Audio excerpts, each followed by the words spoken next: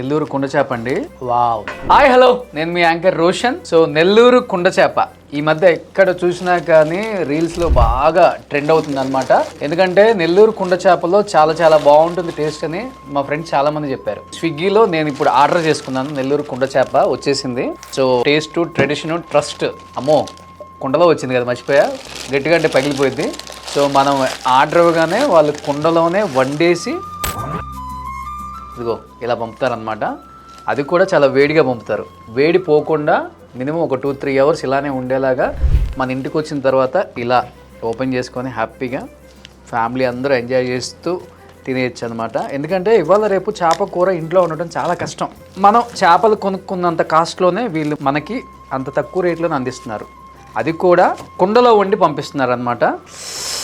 Wow. So దీంట్లో మామిడికాయలు కూడా వేసింది, అర్థమైపోతుంది కదా. ఇప్పుడు దీన్ని టేస్ట్ చేద్దాం ఎలా ఉందో ఏంటో. నెల్లూరు కుండ చేప అండి.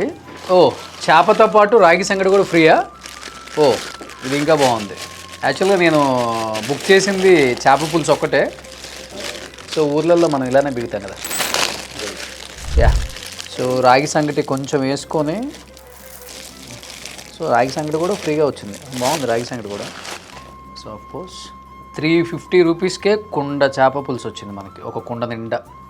సో ఒక ఫ్యామిలీ హ్యాపీగా తినొచ్చు కూర్చొని.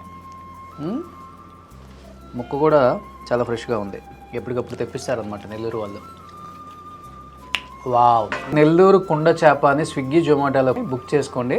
చాలా చాలా చాలా టేస్టీగా ఉంది. ఇల్లంతా హ్యాపీగా కూర్చొని తినే అంత క్వాంటిటీ కూడా ఇస్తున్నారు 350 రూపీస్కి. First time in Hyderabad Nellore కుండ చేప. నేను ఫస్ట్ టైం ఇంత టేస్టీగా చూడటం ఇదే first time. So don't miss it. అందరూ కూడా బుక్ చేసుకోండి.